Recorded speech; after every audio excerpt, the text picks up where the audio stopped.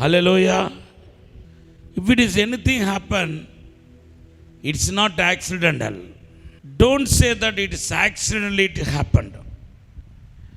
ఏదైనా మీ జీవితంలో జరిగితే, ఎస్పెషల్లీ దేవునికి మహిమ తెచ్చే కార్యం ఏదైనా జరిగితే, నేను ఊహించలేదు, నేను అనుకోలేదు, నాకు ఇలా జరిగింది, దేవునికి స్తోత్రం అని అనబాకండి. God never done any accidental work. మనమే ఏం చేస్తామంటే యాక్సిడెంటల్గా హఠాత్తుగా ఆ టయానికి ఏదో ఒకటి చేసేస్తాం.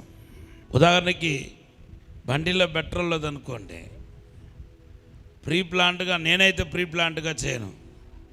డ్రైవర్ అంటాడు పెట్రోల్ కొట్టించుకోవచ్చా అంటాడు, ఓకే అంటాను. ఆయిల్ లేదంటాడు, ఓకే ఇదిగో ఇక్కడ పెట్రోల్ బంక్ ఉంది కదా కొట్టించు. బంధువులు సడన్గా వస్తారు, మనం కూడా సడన్గా ఏం చేస్తామంటే ఏదో ఒకటి వంట చేసి పెడతాం. యాక్సిడెంటల్గా so many things will happen in our life. హఠాత్తుగా టక్ టక్ను జరుగుతూ ఉంటాయి. కానీ ప్రభులో ఏదో యాక్సిడెంటల్ వర్క్ కాదు. God never done anything accidentally. హఠాత్తుగా దేవుడు ఏది చేయడు. He will do everything with pre-planned. ఆయన ఏదైనా సరే ప్రీ ప్లాన్డ్గా, ముందుగానే జరగబోతున్న వాటిని ముందుగానే గ్రహించి ప్రకటించి దాని తర్వాత ఆయన ప్రవచనానుసారంగా ప్రతి కార్యాలు జరుగుతూ ఉంటాయి. తన కుమారుడైన యేసుక్రీస్తు జీవితంలో అదే జరిగింది. అందరు నా మాట వినండి. His beloved son Jesus life, it happened. Father God planned everything. He designed everything and he revealed to his prophets. ఏదైతే తన కుమారుడైన యేసుక్రీస్తు గురించి తండ్రి అయిన దేవుడు డిజైన్ చేశాడో, ఆ డిజైన్ చేసిన వాటిని మరలా ఏం చేయలేదంటే తన గుప్పుల్లో పెట్టుకొని దాని యేసుక్రీస్తు జీవితంలో అమలుపరచలేదు. What all Father God design, it is revealed to his prophets. తండ్రి అయిన దేవుడు ఏదైతే డిజైన్ చేస్తాడో దాన్ని ఎవరికి తెలియపరిచాడు? ప్రవక్తలకు తెలియపరిచాడు. బ్యూటిఫుల్. దేవుని నామానికి స్తోత్రం చెప్పండి. యేసుక్రీస్తు యొక్క జీవితంలో కీర్తన, జస్ట్ కీర్తన చదివితే ఒక ఉదాహరణ, just I'm giving some example. కీర్తన 23, 22, 23, 24, సామ్స్ 22, 23, 24. ఈ 3 కీర్తనలు చదివితే psalms 22 talks about the crucifixion of Jesus. యేసుక్రీస్తు యొక్క మరణాన్ని గురించి. దావీదు కాలం ఎప్పుడు? యేసు ప్రభు కంటే 600 సంవత్సరాల క్రితం దావీదు కాలం. దేవుని నామానికి స్తోత్రం చెప్పండి. 22వ కీర్తనలో అచ్చం యేసు ప్రభు ఏ విధంగా మరి సిలువ వేయబడబోతున్నాడో తెలియపరచడం జరిగింది. 23వ కీర్తన Psalms 23, it talks about the ministry of Jesus. యేసుక్రీస్తు యొక్క పరిచర్య గురించి మాట్లాడుతుంది 23వ కీర్తన. సామ్స్ 24, 24వ కీర్తన, it talks about the resurrection of Jesus. యేసుక్రీస్తు యొక్క పునరుద్ధానాన్ని గురించి మాట్లాడుతుంది. నేను 600 అన్నాను, యేసుప్రభు పుట్టడానికి ముందు 600 సంవత్సరాలు అన్నాను. కొంతమంది వేద పండితులు 800 అంటారు. 800 సంవత్సరాల క్రితం. దేవనామానికి స్తోత్రం. సామ్స్ 34, 34వ కీర్తన, యేసుక్రీస్తు ఎలా భద్రపరచబడతాడో రాయబడి ఉంది. ఆయన ఎముకల్లో ఒక్కటైనా విరిగిపోదనే మాట రాయబడి ఉంది సామ్స్ 34లో. హల్లెలూయా. తన సేవకుని యొక్క ఒక్క ఎముకలు కూడా విరగదని రాయబడి ఉంది. ఆ వాగ్దానం అక్షరాత్తులుగా మరి యేసుప్రభు కాలంలో, యేసుప్రభు జీవితంలో నెరవేర్చబడింది. దేవుని నామానికి స్తోత్రం చెప్పండి. ఎంతమందికి అర్థమవుతుంది? అలాగే సామ్ 69 యేసుప్రభు గురించి రాయబడిన ప్రవచనార్థమైన కీర్తన. Psalm 69 also prophetically it's return for only Jesus. 69వ కీర్తన యేసుప్రభు గురించి ప్రవచనార్థమైన కీర్తన. అలాగే 72 72వ కీర్తన it is only talks about Jesus. తర్వాత 110 110 కీర్తన ఇట్ టాక్స్ అబౌట్ జీసస్, ప్రవచనార్థమైన కీర్తన. హల్లెలూయా. ఈ కీర్తనలన్నీ మెస్సియా కోసం రాయబడిన కీర్తనలుగా ఎంచబడుతున్నాయి. దేవనామానికి స్తోత్రం చెప్పండి. నేను జస్ట్ ఒక కీర్తనలోనే చెప్పాను. యేసుప్రభు గురించి యెషయా ప్రవక్త ఎంత చక్కగా ప్రవచించాడు. దేవనామానికి స్తోత్రం. యెషయా ప్రవక్త యేసుప్రభు పుట్టుక గురించి చెప్పాడు. యేసుక్రీస్తు ఒక జన్మాని గురించి మాట్లాడాడు. ప్రాఫెట్ ఆఫ్ యెషయా. He talked about the birth of Jesus, names of Jesus. యెషయా గ్రంథం 7వ అధ్యాయంలో యేసుక్రీస్తు జన్మాని గురించి మాట్లాడుతున్నాడు 7:14. హల్లెలూయా. యేసుక్రీస్తు నామాని గురించి మాట్లాడుతున్నాడు. He is prophesying about the names of Jesus. యేసుక్రీస్తుకి ఏ నామాలు ఇవ్వబడతాయో అవి మాట్లాడుతున్నాడు. దేవుని నామానికి స్తోత్రం చెప్పండి. 9వ అధ్యాయంలో మనం చూస్తున్నాం. అక్కడతో కాదండి. He talks about the Jesus anointing, అభిషేకానికి గురించి. ఆయన అభిషక్తుడుగా యెషయా గ్రంథం 61లో 61లో యేసుక్రీస్తు ఒక అభిషేకానికి గురించి మాట్లాడుతున్నాడు. దేవుని నామానికి స్తోత్రం చెప్పండి. 42లో బుక్ ఆఫ్ ఐజయా 42 42లో the nature of Jesus. He is prophesying about the nature of Jesus. యేసుక్రీస్తు నేచర్ గురించి, యేసుక్రీస్తు అన్నవాడు ఎటువంటి స్వభావం కలిగిన వాడుగా ఉంటాడో యెషయా గ్రంథము 42వ అధ్యాయంలో ప్రవచిస్తున్నాడు. 53లో ఐజయా 53లో ఈ talks about the crucifixion of Jesus, suffering of Jesus.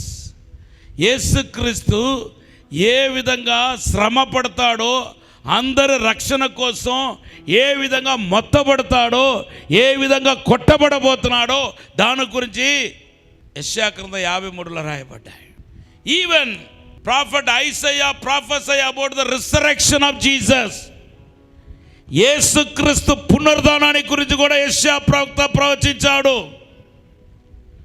If you go after 63, 64, 65, 66 యెషయా గ్రంథం 63, 64, 65, 66 చదివితే అక్కడ ఏం రాయబడి ఉందంటే, యేసుక్రీస్తు పునరుద్ధానం పొంది ఈ భూమి మీదకి ఆయన వచ్చినప్పుడు ఏ విధంగా పరిపాలించబోతున్నాడో వెవ్వేల పరిపాలన గురించి రాయబడి ఉంది.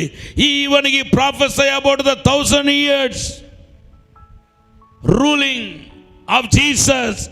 వెవ్వేల పరిపాలన గురించి ఐజయా 66లో ప్రవచిస్తున్నాడు. మీరు ఒకవేళ అడగవచ్చు, యేసు ప్రభు గురించి మాత్రమే ప్రవచించడం జరిగిందా అంటే, even God ప్రొఫెసీ before your birth. Even God prophesied you before your birth. నువ్వు పుట్టక మునిపే నీ గురించి కూడా ప్రవచించాడు దేవుడు. నీ గురించి కూడా ప్రవచించాడు ప్రభు. ఈరోజు దేవుడు ఆ 139వ కీర్తనను ఆధారం చేసుకుని ఒక పాట ఇచ్చాడు దేవుడు. దాంట్లో ఏమని ఉందంటే, నా నోటి మాట నా నుండి వెల్లడి కాక మునిపే నేను ఏం మాట్లాడబోతున్నానో నువ్వు ఎరుగుదువు అంటున్నాడు. నా కూర్చోటాన్ని నువ్వు ఎరుగుదువు, నేను నడవటాన్ని నువ్వు ఎరుగుదువు, నేను ఎక్కడికి వెళ్ళినా నా ఆలోచన నువ్వు ఎరుగుదువు, నా పుట్టుకను ఎరుగుదవు. ఎంత మంచి దేవుడు అంటే మన దేవుడు. ఈవెన్ హీనో తల్లి గర్భంలో నువ్వు రూపొందుక మునిపే అని నిన్ను చూసేస్తాడంట. ఇది ఏ జ్ఞానం అయ్యా? అదయ్యా, ఇదే దేవుని జ్ఞానం. ఇది మనుషుల జ్ఞానం కాదు, ఇది దేవుని జ్ఞానం, గొప్ప జ్ఞానం. హల్లెలూయా. ఆ 139:7 ఏమని ఉందంటే, నీ ఆత్మ యుద్ధ నుండి నేను ఎక్కడికి పోదును. క్యాథలిక్స్ బైబిల్ ఏమని ఉందంటే, నీ యొక్క ఆత్మకు శక్తిని రాశారు. నీ యొక్క దైవశక్తి నుండి నేను ఎక్కడికి పారిపోదును అంటున్నాడు. నేను పాతాళంలోనికి వెళ్ళినా అక్కడ నువ్వు చూస్తున్నావు, పాతాళంలోనికి దిగిపోయినా అక్కడ చూస్తున్నావు, అక్కడ పడుకున్నా అక్కడ చూస్తున్నావు, కూర్చున్నా చూస్తున్నావు. నేను ఎక్కడ కూర్చుంటున్నానో నీకు తెలుసు, నేను ఎక్కడికి వెళుతున్నానో నీకు తెలుసు, నా సమస్యలు ఏంటో నీకు తెలుసు, నా పోరాటం ఏంటో తెలుసు, సమస్తాన్ని నువ్వు ఎరిగిన వాడు నీవయ్యా అంటున్నాడు. So nothing shall come accidentally in our life. When we are in the God's plan, when we are in the God's hand, nothing will happen accidentally. మనం దేవుని చేతిలో ఉన్నప్పుడు, దేవుని యొక్క ప్రణాళికలో ఉన్నప్పుడు ఏదో హఠాత్తుగా అకస్మాత్తుగా జరగదు. నీ గురించి దేవుడు పక్కావా రాసి పెడతాడు, డైరీ రాసి పెడతాడు. అందుకొరక చాలాసార్లు మనకు జరగబోతుంది ముందుగానే దేవుడు తెలియపరుస్తాడు. ఇప్పుడు ఈ సత్యానికి పామ్ సండేకి సంబంధం ఏముంది? మట్ల ఆదివారానికి నేను చెప్తున్న ఈ సత్యానికి సంబంధం ఏముంది? నథింగ్ షల్ హ్యాపన్ యాక్సిడెంటలీ అనే దానికి what is the connection between palm Sunday and nothing shall happen accidentally in our life అనే దానికి ఏ సంబంధం ఉంది? యేసు ప్రభు ఆయన సిలువ వేయబడటానికి ముందు రాజుగా యెరూషలేములో ప్రవేశిస్తాడు అని దేవుని బిడ్డలారా ముందుగానే జకరియా ప్రవక్త ద్వారా ప్రవచించబడింది. గట్టిగా హల్లెలూయా చెప్పండి. జకరియా గ్రంథము 9వ అధ్యాయము 9వ వచనం చదివితే దేవుని బిడ్డలారా యేసు ప్రభు గురించి ముందుగానే ప్రవచించబడింది. జకరియా 9:9. సియోను నివాసులారా బహుగా సంతోషించుడి. సియోను నివాసులారా అంటే యెరూషలేములో ఉన్న కాపురస్తులారా, యెరూషలేము నివాసులారా ఉల్లాసముగా ఉండండి. నీ రాజు నీతిపరుడును రక్షణ గలవాడును దీనుడనై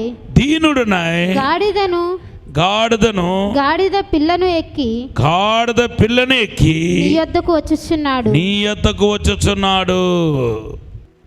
ఇద్దరు దేశத்து వాళ్ళు, ఇద్దరు రాజులు యుద్ధం ప్రకటించినప్పుడు ఏదో ఒక కారణం చేతనో లేకపోతే ఒకరు వెనక తగ్గటం బట్టియో ఒకరు మెత్తపడటం బట్టియో సమాధాన పడాలి అనుకోండి.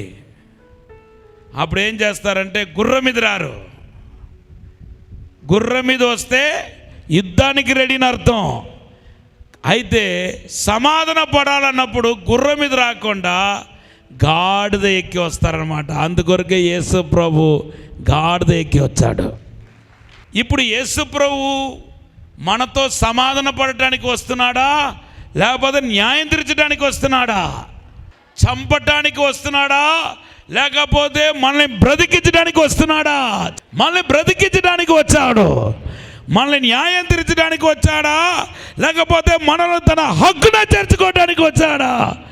గుర్రం మీద వచ్చి ఉంటే కనుక, యుద్ధ గుర్రాల మీద రథాల మీద వచ్చి ఉంటే కనుక యేసు ప్రభు తర్వాత వస్తున్నాడు. రథాల మీద ఒక వ్యక్తి కూర్చుంటది చూశాడంట. తెల్ల గుర్రం మీద ఒక వ్యక్తి కూర్చొని రావటాన్ని చూశాడంట. ఆయన నోటిలో 2 అంచెల ఖడ్గం ఉందంట. అది ప్రకటన గ్రంథం, ఇప్పుడు కాదు, అది లాస్టింగ్ కాదు. సంఘం ఎత్తబడిన తర్వాత ఈ భూమిని న్యాయం తీర్చడానికి ఆయన గుర్రం మీద వస్తున్నాడు. అంటే గుర్రం మీద వస్తున్నాడు అంటే అర్థం ఏంటి? సమాధాన పడటానికా, లేకపోతే న్యాయం తీర్చడానికా? న్యాయం తీర్చడానికి వస్తున్నాడు, అది వేరే సంగతి. కానీ ఇక్కడ మాత్రం ఆయన రాజువే కానీ but he's not coming for war, he's not coming for battle. The donkey signify that he is coming for the peace to man. మనుషులతో సమాధానం చేయడానికి వస్తున్నాడు. అందుకొరకే ఆయన గుర్రం ఎక్కి రాలేదు. ఆమెను చెప్పండి. ఇక్కడ కూడా చూడండి, దావీదు కుమారుడు మెస్సయ్య, రాజుల రాజు, ఒక గాడిద ఎక్కి, గుర్రం ఎక్కకుండా గాడిద ఎక్కి వస్తున్నాడు. అంటే ఈ భూజనులతో సమాధానపరచడానికి, మనలను తండ్రిని సమాధానపరచడానికి, మనము యేసు ప్రభుతో సమాధాన పడడానికి. ఎందుకంటే ఆయన తీర్పులో మనం నిలబడలేము. We cannot stand before white throne. We cannot stand before judgment. మనము ఆయన తీర్పు ముందు మనం నిలబడలేము. భయంకరమైన మహా గొప్ప తీర్పు ఉండబోతుంది. అందుకొరకే యేసు ప్రభు మన మీద చూపిన కృపను బట్టి మనము సమాధాన పడబోతున్నాం, తండ్రితో సమాధాన పడబోతున్నాం. మన పాపము క్షమించబడి, మన పరిశుద్ధపరచబడి తండ్రితో సమాధాన పడబోతున్నాం. గట్టిగా హల్లెలూయా చెప్పండి. ఇది యాక్సిడెంటల్గా జరిగిందా లేకపోతే ముందుగానే జరిగిందా? ముందుగానే తెలియపరిచాడా? ముందుగానే తెలియపరిచాడు. జకరియా ప్రవక్త ద్వారా ముందుగానే తెలియపరిచాడు. ఆయన తెలియపరిచినట్టే యేసు ప్రభు గాడిద ఎక్కి వస్తున్నాడు. సో ఈ సంతోషంలో అరే మనము దేవుని కుమారుడు న్యాయం తీర్చడానికి వస్తున్నాడు అని అనుకుంటే, మనల్ని శిక్షించడానికి వస్తున్నాడు అనుకుంటే, అదిగో గాడిద ఎక్కి వస్తున్నాడు అని చెప్పి శిష్యులు ఏమి, అక్కడికి వచ్చిన అపోస్తులు ఏమి, ఫాలోయర్స్ ఏమి, జనులు ఏమి, ఆయన అభిమానించేవారు ఏమి, అందరూ యేసు ప్రభు ముందు నాట్యం ఆడుకుంటూ హోసన్నా హోసన్నా హోసన్నా హోసన్నా అని పాడుకుంటా ముందుకు వెళ్ళారనమాట. గట్టిగా హల్లెలూయా చెప్పండి. వాళ్ళ సంతోషానికి గల కారణం ఏంటి చెప్పండి? తండ్రి సమాధానపరచడానికి యేసును పంపించాడు. ఇది సమాధానానికి సూచన.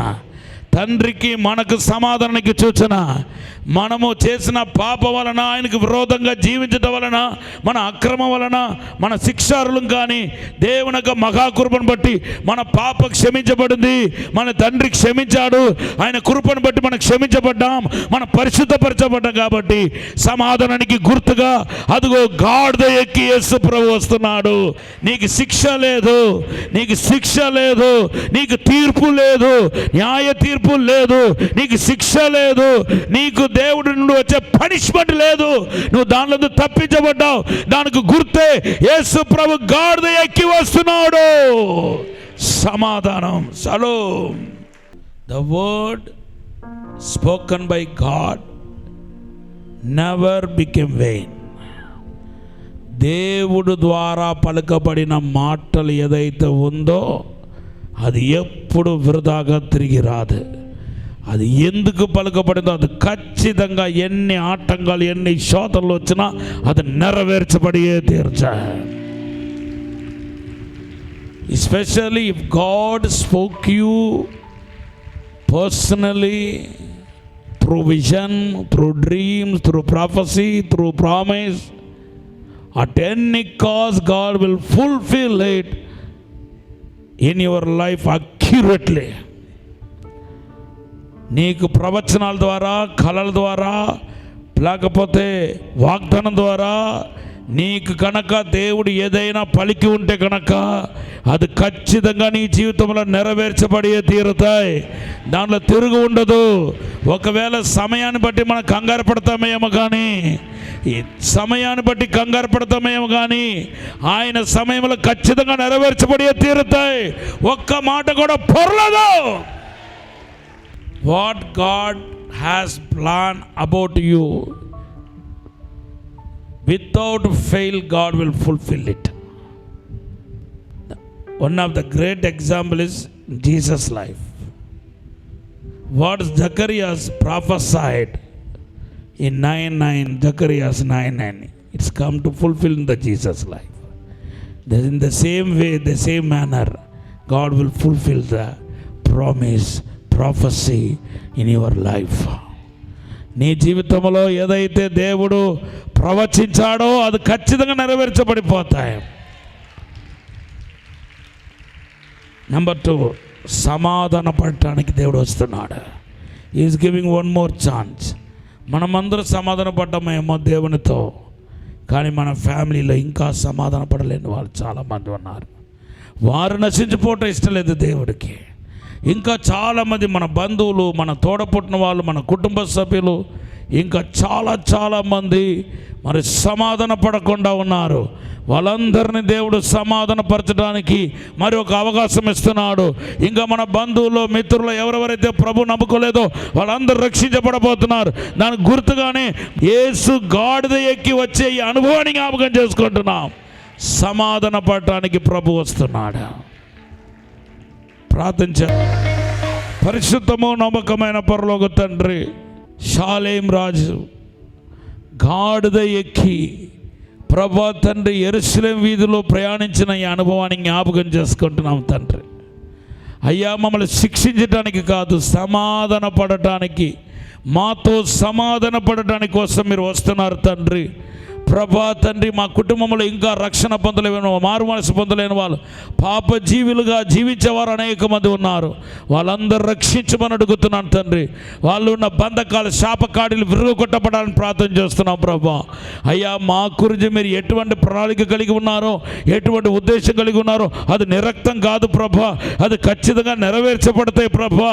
అయ్యా, నువ్వు ఉద్దేశించిన కార్యాలు ఖచ్చితంగా జరుగుతాయని మేము రూఢిగా నమ్ముతున్నాం ప్రభా. యేసు నామములో ఇప్పుడే అద్భుతం జరిగించండి ప్రభా, ఇప్పుడే అభిషేకించండి ప్రభా.